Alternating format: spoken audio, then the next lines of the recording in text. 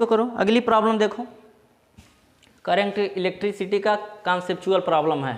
देखो ऐसे बहुत क्वेश्चन आते हैं, ठीक है, मजाक कर देता है, खेल कर देता है, ठीक। देखो पढ़ो, VI graph for parallel and series combination of two metallic resistance are shown in the figure. एक हमें ग्राफ दिया हुआ है, एक हमें क्या ग्राफ दिया हुआ है, I और V के बीच एक ग्राफ दिया हुआ है, ठीक, BA, ठीक है, ऐसा ग्राफ दिया हुआ है फॉर टू मेटल्स, ठीक। अब आगे कह रहा है कि resistors are shown in the figure which graphs represent parallel combination. इससे हमें पता करना है कि इस ग्राफ से बताओ कि कौन सा ये जो ग्राफ है जो हमें पैरेलल कॉम्बिनेशन को इंडिकेट करता है, ठीक है। तो हमें क्या इसमें कौन सा कॉन्सेप्ट लगाओगे, सोचो थोड़ा, कौन सा कॉन्सेप्ट लगाओगे। तो देखो, तो V इक्वल टू क्या होता है, I इंटू आर, ठीक। तो हमें एक रिलेशन स्लोप वाला क्या पता है, y equal to M X. जब इन दोनों को क्या कर दें, रिलेट कर दें, तो जो हमारा ये स्लोप यम क्या होता है, स्लोप होता है। तो इसमें स्लोप क्या हो जाएगा, यम इक्वल टू आर, ये क्या है, स्लोप है, ठीक, क्या है, स्लोप है। तो बताओ कि जो हमारा जो सीरीज कॉम्बिनेशन होगा और पैरेलल कॉम्बिनेशन होगा उसको हम कैसे पता करेंगे कि इसका स्लोप ज़्यादा है किसका स्लोप कम है। तो देखो, जो सीरीज कॉम्बिनेशन होता है,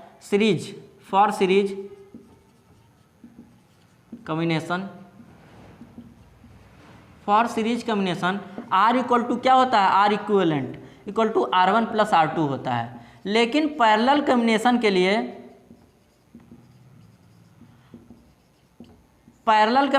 लिए क्या होता है, आर इक्विवेलेंट इक्वल टू क्या होता है, R1 R2 अपान R1 प्लस R2। तो इन दोनों में से कौन सी वैल्यू कम है, बताओ कौन सी वैल्यू कम है।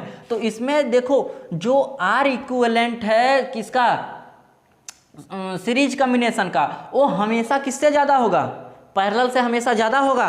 तो मेरा ये कहता है कॉन्सेप्ट कि जो स्लोप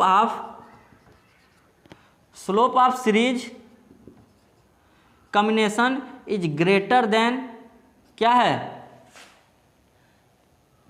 पैरेलल कॉम्बिनेशन। तो जिसका स्लोप कम होगा, ध्यान से समझना, इसको नोट भी कर लेना, जिसका स्लोप कम होगा वो क्या होगा, पैरेलल में होगा। जिसका स्लोप कम होगा वो क्या होगा, पैरेलल कॉम्बिनेशन में होगा। याद रखना इसको, इस पे क्वेश्चन आ सकता है, ठीक है। जिसका कम होगा स्लोप उसका वो क्या होगा, पैरेलल कॉम्बिनेशन में। यही पूछ देता सीरीज के लिए, तो जिसका ज़्यादा होगा वो सीरीज के लिए होता है, ठीक है।